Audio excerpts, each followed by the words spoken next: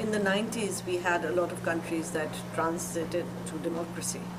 But then there was a turnaround. If you look at what happened in Nepal, you look at what happened in Bangladesh, what happened in Pakistan. And I think that the challenges in a transition are far more than once you have crossed it. Some of the reasons that these countries reversed their system was because there was no rule of law, respect for it, and they did not have an independent judiciary. The second reason is that the military is far too strong, or the monarchy, which is backed by national armies, are far too strong for the new inexperienced leadership to get civilian control and therefore get civilian policies implemented. And the third thing has always been either ethnic or religious extremism in these countries. If you look at Pakistan, it was religious extremism. If you look at Bangladesh, it was a mixture of religious extremism plus the military itself.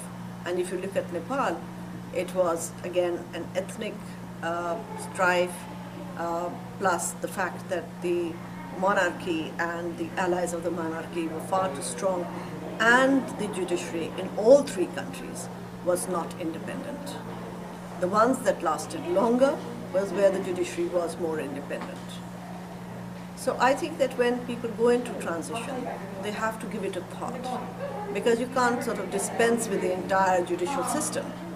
But there have to be new setups also that have to be put in place. For example, in our country, major political parties agreed that they would set up a constitutional court over and above the other courts. They did not implement it because circumstances were such that the judiciary had gained a kind of a populist appeal.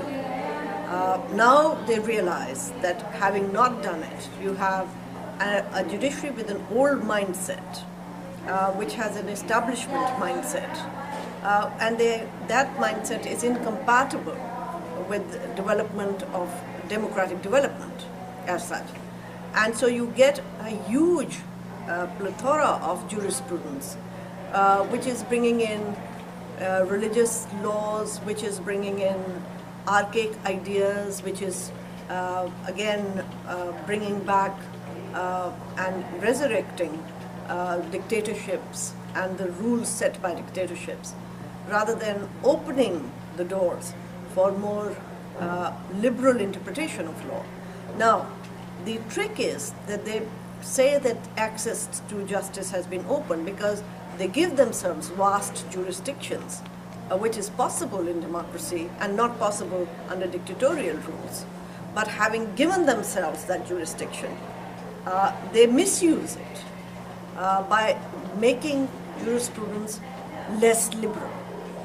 And that is a great worry in Pakistan today, because we found that the judiciary was very much supported by a popular movement of lawyers, and this judiciary was brought back with the hope that it would now make amends for their past. And people are confused because they do say that we made amends in the sense that they have taken up far more cases on fundamental rights, but when the judgment comes, it's only lawyers and people who have expert eye can see that the jurisprudence is anything but promotion of fundamental rights. So I believe that monitoring transitions is important. This is a time where not only human rights activists, but our peace activists, but justice activists have to stand up and explain and communicate to the people how judiciaries will use the media to popularize themselves and at the same time illiberalize jurisprudence on rights.